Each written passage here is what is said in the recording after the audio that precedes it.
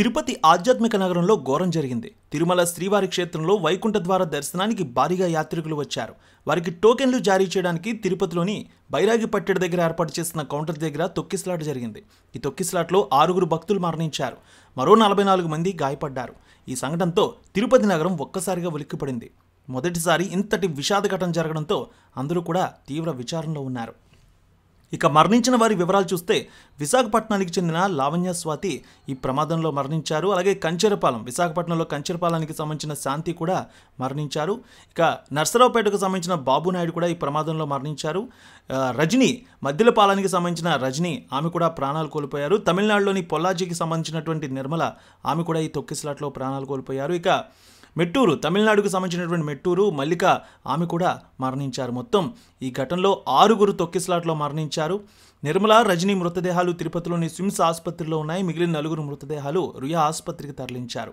ఇక ప్రస్తుతం 44 మంది ఈ తొక్కిసలాట్లో గాయపడ్డారు. వీరందరూ కూడా రుయా స్విమ్స్ ఆసుపత్రిలో ట్రీట్మెంట్ పొందుతూ ఉన్నారు. ముఖ్యమంత్రి చంద్రబాబు నాయుడు అలాగే పలువురు మంత్రులు కూడా ఈరోజు ఆసుపత్రికి వచ్చి వారిని పరామర్శించనున్నారు. ఇక మృతుల కుటుంబాలతో కూడా సీఎం చంద్రబాబు మాట్లాడనున్నారు. ఇక ఆసుపత్రిలో క్షతగాత్రులను పరామర్శించారు తిరుమల తిరుపతి దేవస్థానం ఈవో శ్యామలారావు, అలాగే జిల్లా కలెక్టర్. పూర్తిగా అక్కడ పరిస్థితిని సమీక్షిస్తూ ఉన్నారు. అయితే ముఖ్యమంత్రి చంద్రబాబు నాయుడు ఈరోజు ఉదయం ఇక్కడికి చేరుకుంటారు. తిరుపతి చేరుకొని ఆసుపత్రిలో ఉన్నటువంటి క్షతగాత్రులను పరామర్శిస్తారు. ఇక మరణించిన వారి కుటుంబ సభ్యులతో కూడా మాట్లాడనున్నారు.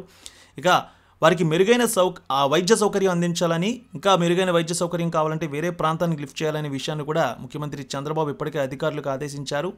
పూర్తిగా ఇక్కడ వైఫల్యం అనేది కనిపిస్తోందంటూ పెద్ద ఎత్తున భక్తులు కూడా ఆరోపణలు చేస్తూ ఉన్నారు. డిఎస్పీ గేటు తెరవడంతో ఒక్కసారిగా లోపలికి పెద్ద ఎత్తున జనం వచ్చేశారు. ఈ సమయంలో తొక్కిసలాట జరిగిందనే విషయాన్ని కూడా తెలియజేస్తున్నారు. అయితే అక్కడ ఒకరికి ఊపిరి ఆడకపోవడం వల్ల గేటు తీశారు. వారిని బయటకు తీసుకువద్దామని అనుకున్నారు. కానీ ప్రజలందరూ మాత్రం టోకెన్స్ ఇస్తున్నారేమనే ఉద్దేశంతో గేటు తీశారని ఒక్కసారిగా లోపలికి వచ్చారు. దీంతో తొక్కిసలాట జరిగింది. ప్రమాదంలో మొత్తం 6 మరణించారు. 44 మంది ఈ 2 హాస్పిటల్లో కూడా ట్రీట్మెంట్ పొందుతూ ఉన్నారు. ఇక దీనికి సంబంధించినటువంటి పూర్తి విషయాలు కూడా అక్కడ అధికారులు అయితే నివేదిక తయారు చేస్తూ ఉన్నారు.